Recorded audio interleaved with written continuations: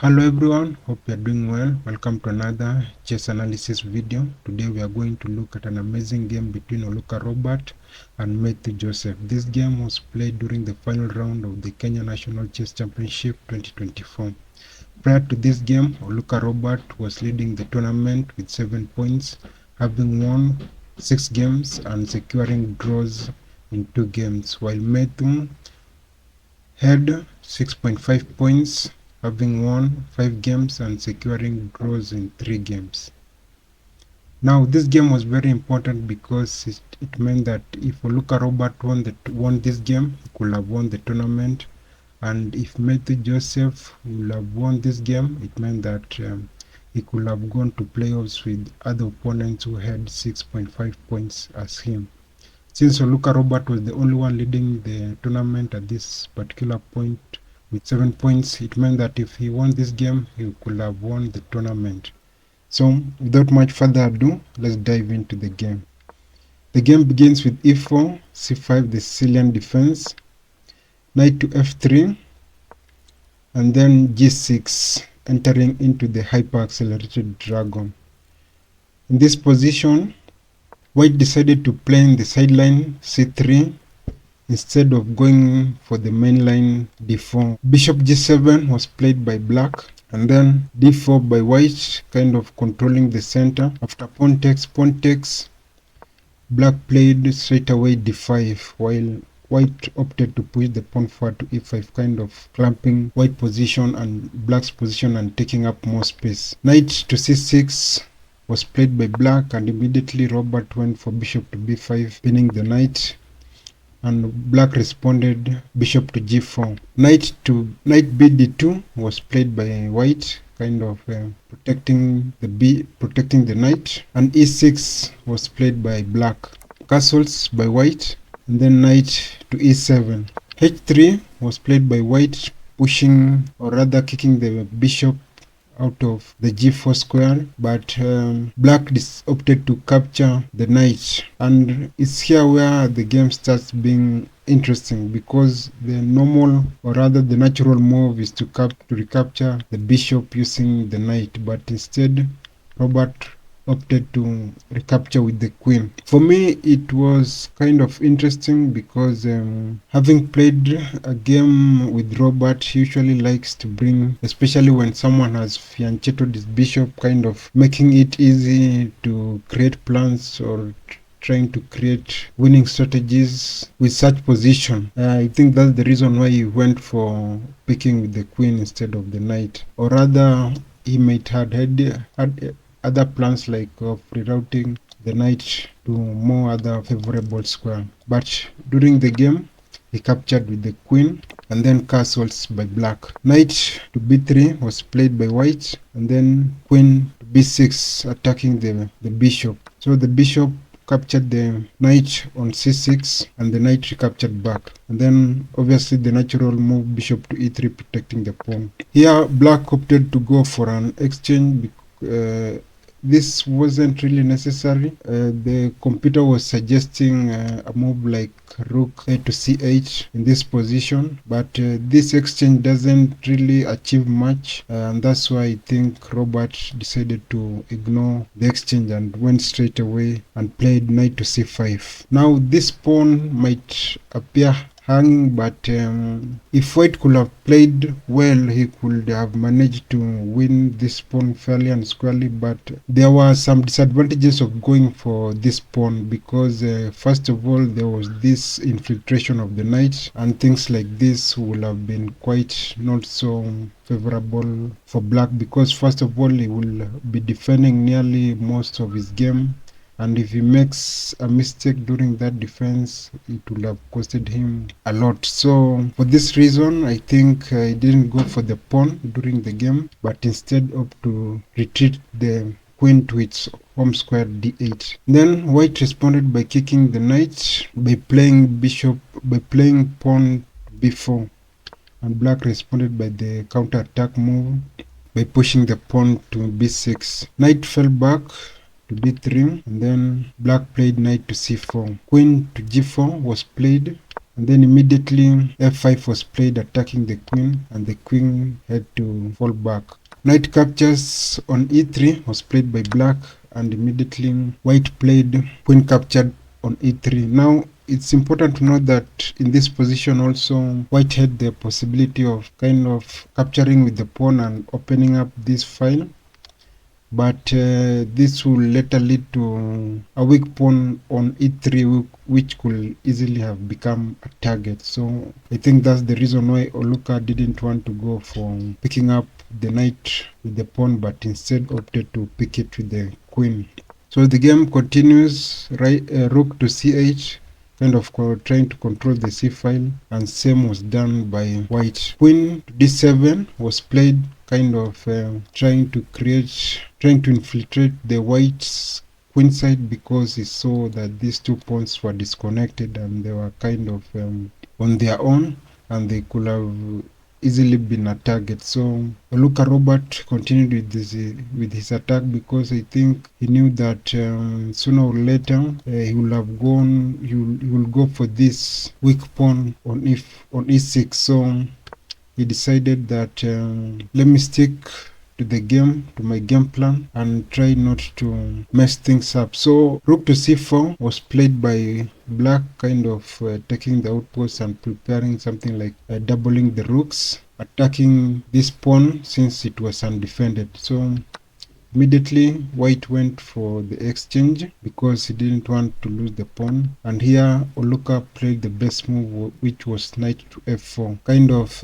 not leaving this pawn undefended because of this nasty fork if black had gone for this pawn. So that made black not to pick this pawn immediately, but rather to play the move rook e8 first to protect the pawn, and that made white to have the time to defend the pawn on d4. So black continued with these plans, going for the disconnected pawns, but queen to d2 was played, kind of protecting all these three pawns at the same time. Then again, rook d8 was played, kind of black trying to see if he can win a pawn here due to this pin, but Oluka just brought his queen to b2. Bishop b4 was played, kind of putting more pressure, and here Oluka Robert, instead of pushing this pawn forward, he decided to push this other pawn forward. I think maybe it's because he anticipated a move like rook to c8, and then this pawn push, and then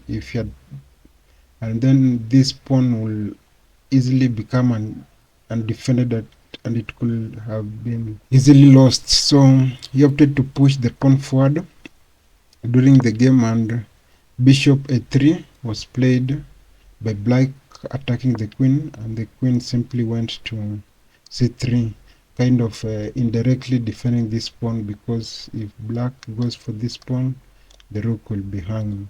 So rook c8 was played, kind of preparing to push this pawn forward and creating some problems, but Oluka played rook to b1, kind of first protecting the pawn, and after bishop falling back and this pawn becoming a target, rook to b2 was played, both attacking the two pawns at the same time. A check was given on d1 by the queen, and the king had to slide over to h2, and here black tried to create some attacking initiatives by playing bishop to h6, anticipating things like this check on f4, and kind of trying to infiltrate the white's king side. Nevertheless, white ignored his attacking initiatives, but rather go for his counter attack, because as I had mentioned earlier, he noticed that this pawn was a weakness, and he decided to go for it. He knew that once he had the initiative, it will be hard for black to make anything substantial on the king side. So he immediately, after this pawn push, ignored the pawn push and immediately went for the move queen to e7. and here it made black to retreat the rook, because he knew that if maybe in this position, if he had gone to pick up the rook on b2, the game could have ended, because there was a mating sequence, because after this check, had black king gone to h8, it will mean that he would have won the rook, and if the bishop had fallen back, queen will have easily captured the bishop, and it will have led to a checkmate. So those threats are what made black to retreat his queen, to retreat his rook first, to protect the king from any possible checkmates. So queen to e6 check was played. The king had to go back to h8, and then this move queen to b3 forced, or rather prevented, this attack, because prevented this capture, since the queen was hanging.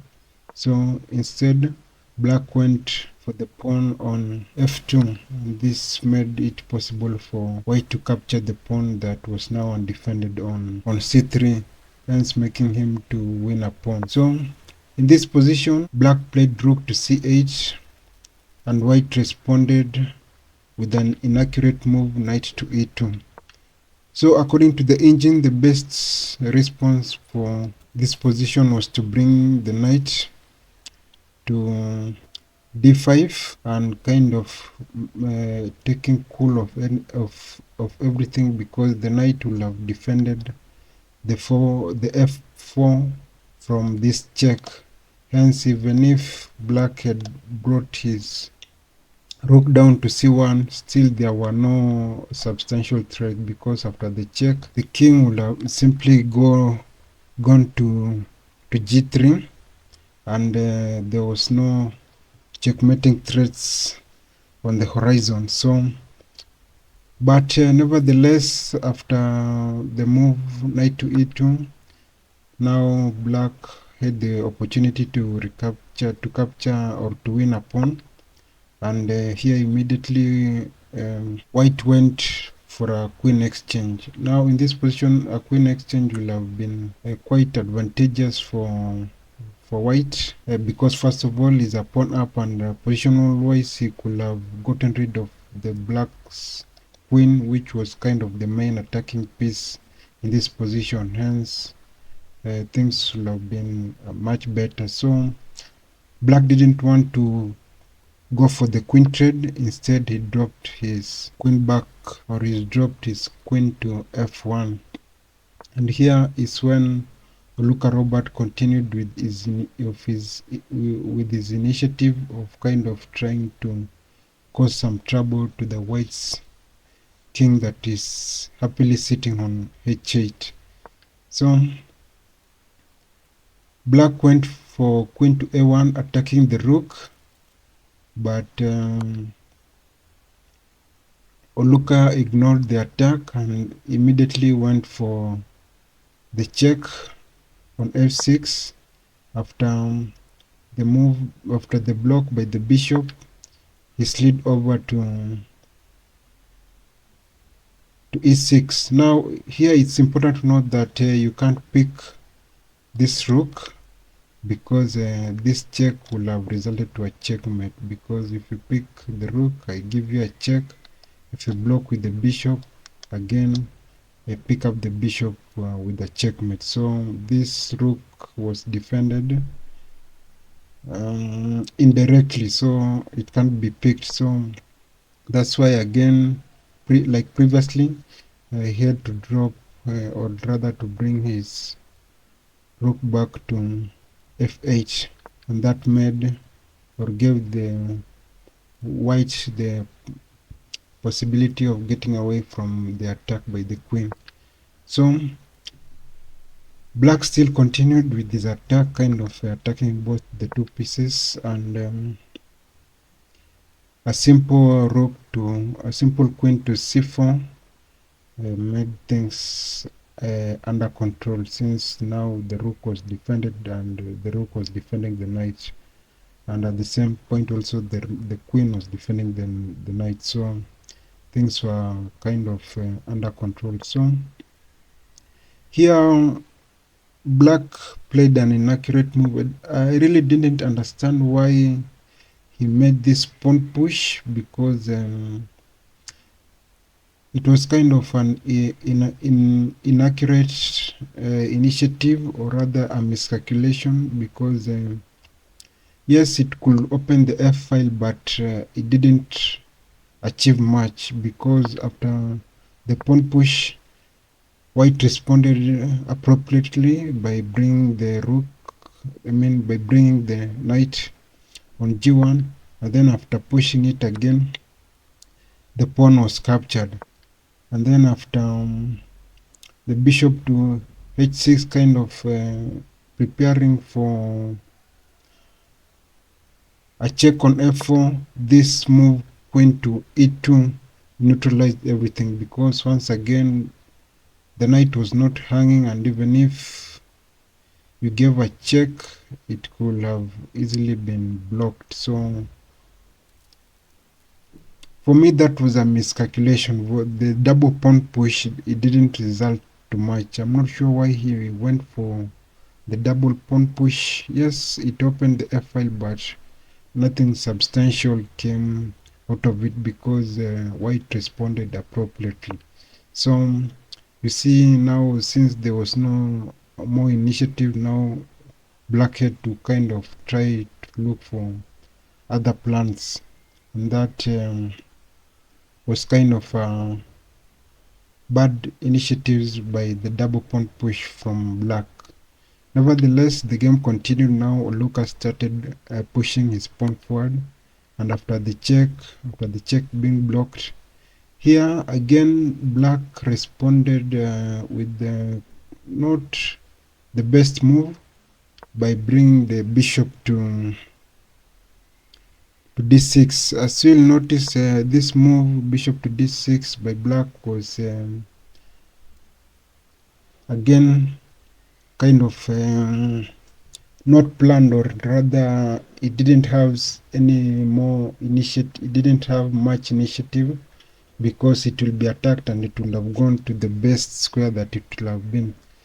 So in this position, the best response for me, I think it will have been bringing the bishop back to b8, kind of, yes, putting the pin and putting the bishop where it could not be easily become a target, and it could also be defended with the rook. But instead, after bishop to d6 played by black, Oluka immediately went ahead trying to attack it, and after defending it, there was this move, knight to g5, and now black had to move the bishop, because if he didn't, there was this nasty fork, so the bishop had to go back. Now, as you have seen, that bishop has resulted to a loss of tempo for black, and as it's usually said during a game, losing a tempo is more or less equal to losing the game, because if you continue losing such tempos, especially when you're playing a higher rated opponent or who understands the games well, a simple thing like just losing a tempo could result to winning for you losing material or losing the game. So the bishop had to go back to b8. Nevertheless, knight to f7 check was played, which was kind of anticipated in this position. And then after king to g8, Oluka went to d5, and here black went for attacking the pawn on d5, and here white responded appropriately by pushing the pawn forward.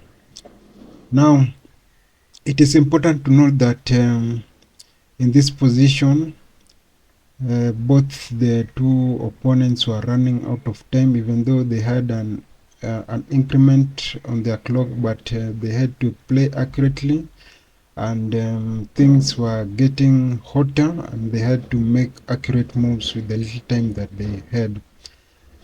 Now, the game continued, whereby Black tried to create some initiatives by playing h5. He knew sooner or later he could move this pawn, and he could have some attacking chances, but Oluka Robert continued with his plans, and he moved the king out of the pin, and after this check he went back, and Black decided to push the pawn to h4, and here Oluka Robert went straight away to capture the pawn.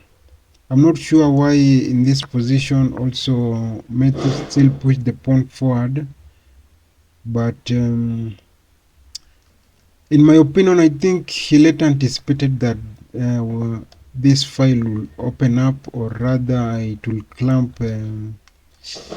It was a way of clamping this pawn, because he knew that once this pawn gets going, things will become bad for him. So he opted that opening up this, going for this pawn push and opening and stripping the white's king bear will kind of slow things down, because these two pass pawns were really something to look out for. So white played queen to d4, kind of trying to win the pawn back, but it was defended by white also attacking the queen itself by playing rook to c8. And here after the check, Black ran out of attacking options, because once he played rook to e4, things were now much under control, and now he had to look for other alternatives to try and win the pawn. So he played bishop to e7, trying to win the pawn back that he had given away just few moves earlier. But Oluka Robert played the best moves and hold on to the pawn. Now, rook to c8 was played, and here Oluka Robert played the best move, which was knight to e5. Now, this move was crucial because first of all, it created the possibility of going to the e7 squared, and e7 squared was a very crucial square, because there was this possibility of a fork. So the move knight to e5 was mandatory, even though Black tried to create some attacking initiative, but nevertheless white had to look out for the e7 square, because it was a crucial square in this position. It's also important to note here that the best move for white was to capture this pawn and still keep tabs on the e7 square, but during the game Oluka Robert went for the c6 position. He decided to during the game Oluka opted to place his knight on c6. Queen to d6 was played, kind of trying to create some possibility of giving a check on g3, but white played the best move of capturing the bishop with the check, kind of trying to simplify the game, because the more pieces were off the board, the more advantageous the game will be for white. So he continued with his initiative of trying to simplify the game by kind of looking for a rook trade, but black opted to go to take his rook to a3. Then here queen to c2 was played by white, and here Oluka Robert opted to give up the pawn on e6 in order for him to win the queen, or rather to force a queen trade, because after pawn takes check, and now the queen trade was inevitable. And once the queens were off the board, the game was now over, because now the queen was the most important piece for black, and once the queens were off the board, it was the final nail in the coffin for black. And now in this position, after king to h8, a simple move pushing the pawn to f5 meant that it was unstoppable for this pawn, because if black had captured the pawn, it will have resulted to this pawn not being stopped, because after the rook exchange, white would have easily promoted, and he would have easily stopped this pawn from promoting, hence winning the game. So after the pawn push to f5, black resigned, and that's how Oluka Robert won the game, and that's how Oluka Robert won the tournament. It was a very nice game. It was a very intense game. A lot of initiatives, a lot of inaccurate moves from black. He played well. He put up a good fight, but Oluka Robert played precisely, played the best moves, and he was able to capitalize on his position, hence winning the game. So I really enjoy analyzing or watching Oluka Robert playing his games. Usually shows a good understanding of the game, and usually plays intentional moves, good moves, well thought moves, and he's one of the best chess players in the country. So big up Oluka, good game. Once again, we have shown how this game can easily be enjoyed, or rather you showed the beauty of the game. So thanks for watching the game. If you have made this far, thanks a lot. Consider subscribing, share, like the game, and like the video as well. Share it with your friends. If you have anything that you think I have missed during my analysis, kindly feel free to share it in the comment section. Also, comment which was your favorite move during the game, what caught you by surprise, anything that you feel free to share about how the game was. Kindly share it in the comment section, and see you in my next analysis video. Goodbye for now, and bye bye.